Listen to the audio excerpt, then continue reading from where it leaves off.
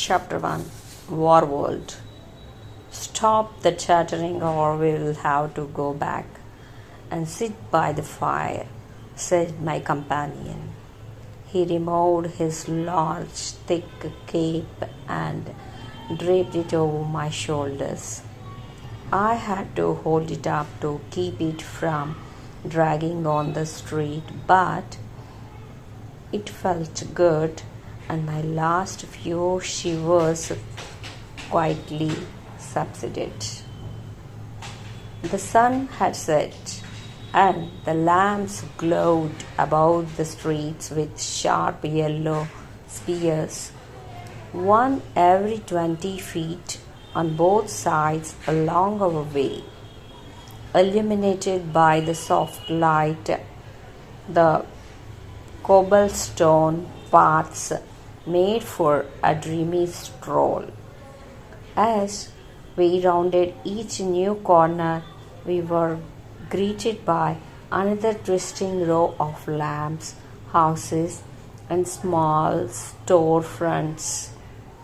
Some of the doors were painted bright blue or purple, but the houses themselves, crammed tightly together, were all whitewashed stone. We walked together, not saying a word. The town was quiet except for the occasional distant hoot of a perching night owl atop the wall as it searched for rats and other vermin.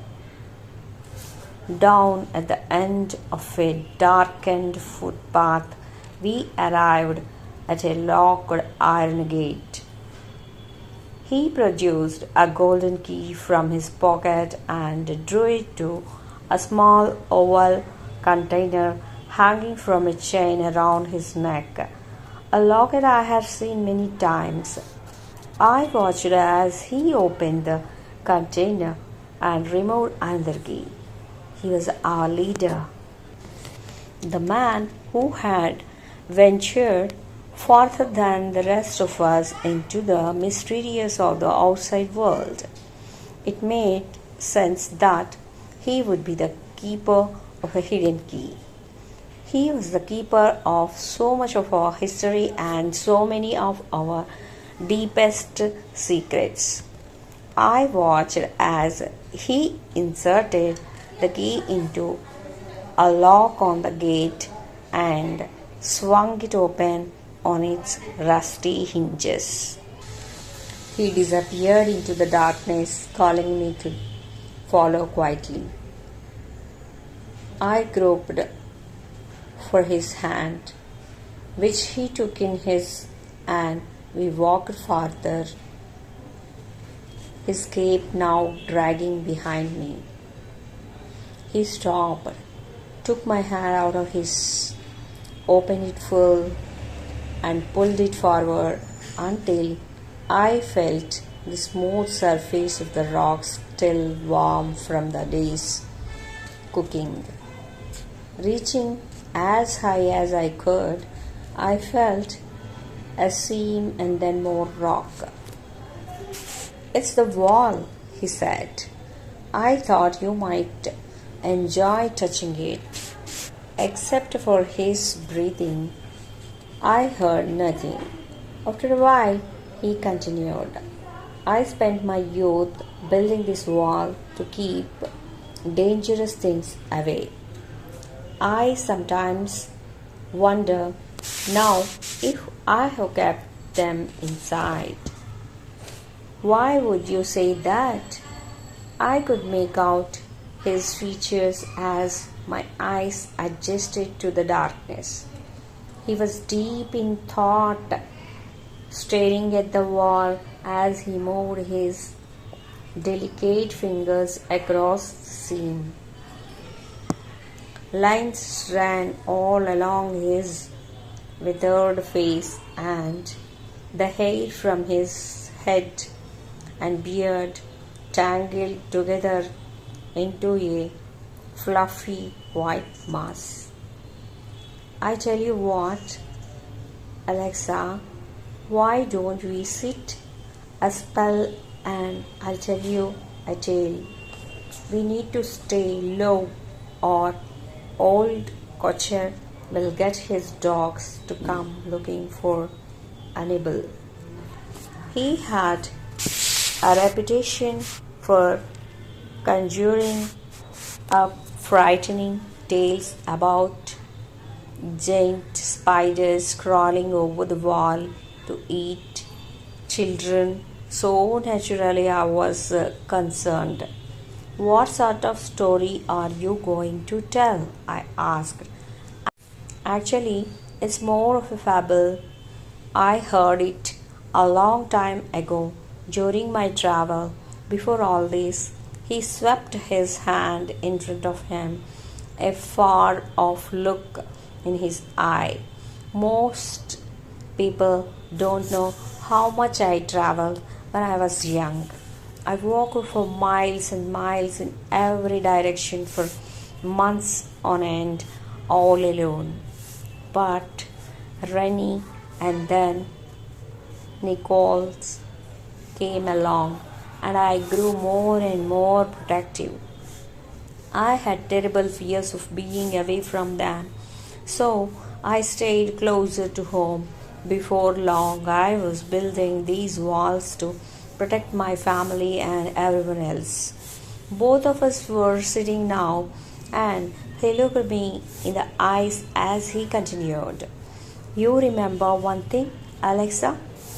If you make something your life's work, make sure it's something you can feel good about when you're an old relic like me. He paused, either for effect or because he had forgotten what he was going to say next. I wasn't sure which. Then he resumed. When I was on one of my far off journeys, I heard this fable. I liked it so much I memorized it. And then he told it to me, and it went like this.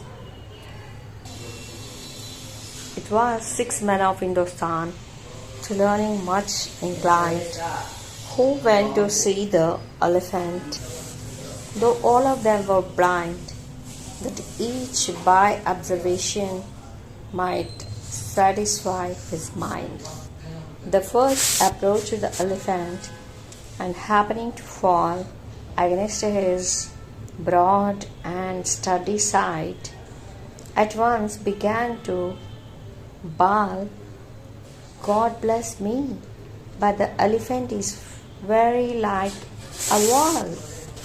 The second feeling of the tusk cried, Oh, what have we here?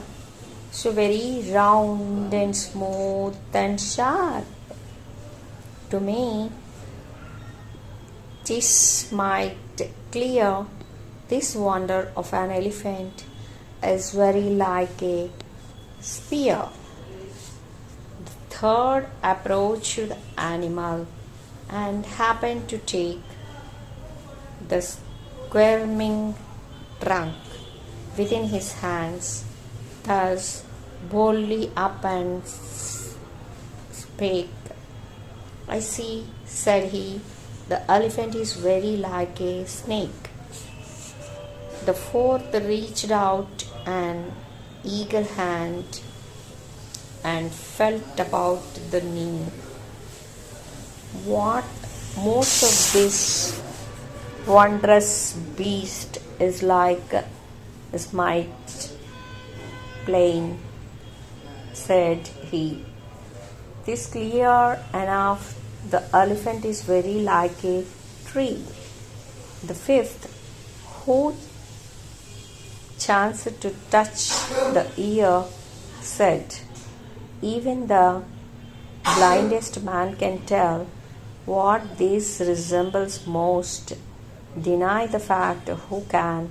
This marvel of an elephant is very like a fan.